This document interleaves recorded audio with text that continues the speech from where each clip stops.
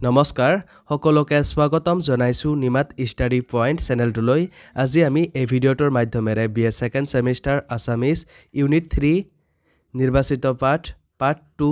অন্তিম জ্যোতি শীৰ্ষক পাঠৰ সকলোবোৰ 99% কমন প্ৰশ্ন উত্তৰ আলোচনা কৰিম যদি তুমি এতিয়ালৈকে এই চেনেলটো সাবস্ক্ৰাইব কৰা নাই তেন্তে প্লিজ চেনেলটো সাবস্ক্ৰাইব কৰি দিবা আৰু এইটো ভিডিঅ' তোমালোকৰ বন্ধু-বান্ধৱী অথবা আছামিজৰ হোৱাটছআপ গ্ৰুপত শ্বেয়াৰ কৰি দিবা মৰমৰ ছাত্ৰ-ছাত্ৰীসকল এইটো ভিডিঅ'ৰ ডেসক্ৰিপশ্যনত BA সেকেন্ড সেমিষ্টাৰ আছামিজৰ সকলো ইউনিটৰ ভিডিঅ'ৰ প্লেলিষ্টৰ লিংক দিয়া আছে তাত ক্লিক কৰি তোমালোকে সকলো ইউনিটৰ ভিডিঅ'বোৰ চাই ল'বা সবলা তেন্তে বেছি পলম নকৰি আজিৰ ভিডিঅ'টো আমি আৰম্ভ কৰোঁ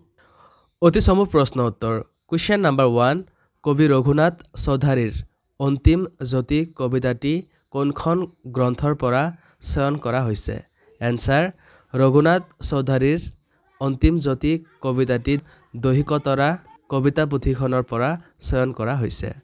কোৱেশ্চন নাম্বাৰ 2 অসমীয়া কাব্য সাহিত্যত ৰঘুনাথ চৌধাৰীক কি আখ্যাৰে জনা যায় এনসাৰ অসমীয়া কাব্য সাহিত্যত ৰঘুনাথ চৌধাৰীক বিহগী কবি আখ্যাৰে জনা যায় কোৱেশ্চন নাম্বাৰ 3 ৰঘুনাথ চৌধাৰীৰ তিনিখন কবিতা পুথিৰ নাম লিখা এনসাৰ ৰঘুনাথ চৌধাৰীৰ তিনিখন কবিতা পুথিৰ নাম হ'ল হাদৰী কেতেকী আৰু দহিকতৰা কোৱেশ্চন নাম্বাৰ 4 ৰঘুনাথ চৌধাৰীৰ কথা কবিতা পুথিখনৰ নাম কি এনসাৰ ৰঘুনাথ চৌধাৰীৰ কথা কবিতা পুথিখনৰ নাম নৱমল্লিকা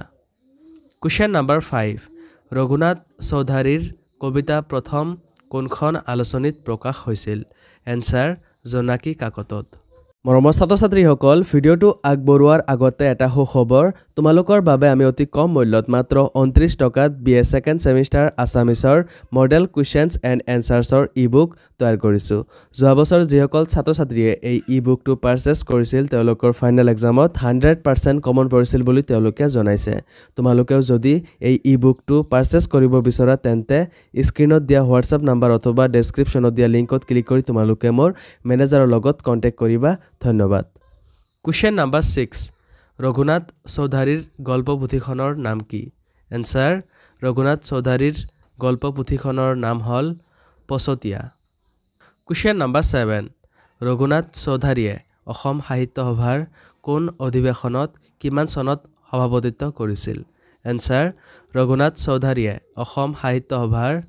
1935 চনত বহা তেজপুৰ অধিৱেশনত সভাপতিত্ব কৰিছিল কোৱেশ্চন নাম্বাৰ 8 ৰঘুনাথ চৌধাৰীয়ে সম্পাদনা কৰা শিশু আলোচনীখনৰ নাম কি এনসাৰ ৰঘুনাথ চৌধাৰীয়ে সম্পাদনা কৰা শিশু আলোচনীখনৰ নাম হ'ল মইনা কোৱেশ্চন নাম্বাৰ 9 ৰঘুনাথ চৌধাৰীয়ে সম্পাদনা কৰা দুখন আলোচনীৰ নাম লিখা এনসাৰ ৰঘুনাথ চৌধাৰীয়ে সম্পাদনা কৰা দুখন আলোচনী হ'ল সুৰভি আৰু জয়ন্তী কোৱেশ্চন নাম্বাৰ 10 ৰঘুনাথ চৌধাৰীৰ অন্তিম জ্যোতি কবিতাটো মূলতঃ কি ভাৱৰ কবিতা এনসাৰ ঐশী ভাৱনামূলক কোৱেশ্চন নাম্বাৰ 11 ৰঘুনাথ চৌধাৰীৰ অন্তিম জ্যোতি কবিতাটোৰ মূল বাণী কি এনসাৰ কবিতাটিৰ মূল বাণী ভগৱত অন্বেষা চমু প্ৰশ্ন উত্তৰ কোৱেশ্চন নাম্বাৰ 1 ৰঘুনাথ চৌধাৰীৰ চমু পৰিচয় লিখা এনসাৰটো দিয়া আছে তোমালোকে চাই লোৱা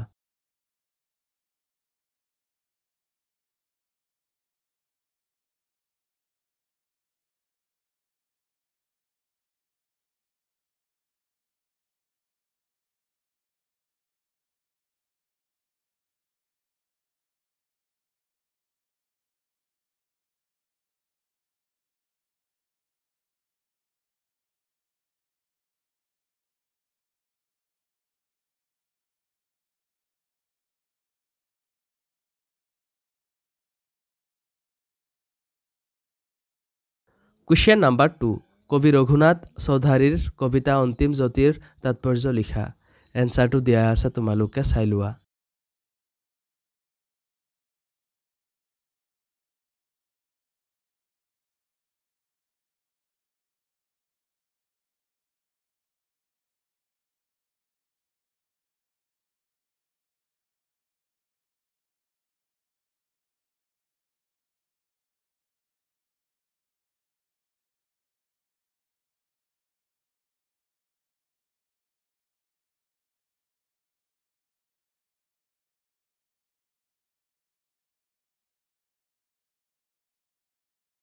কুৱেশ্যন নাম্বাৰ 3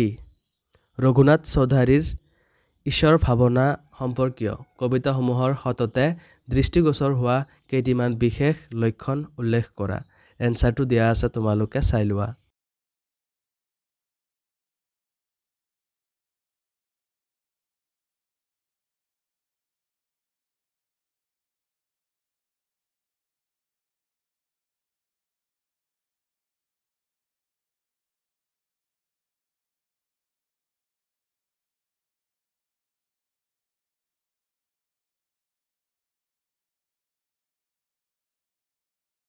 ৰচনাধৰ্মী প্ৰশ্ন উত্তৰ কুৱেশ্যন নাম্বাৰ 1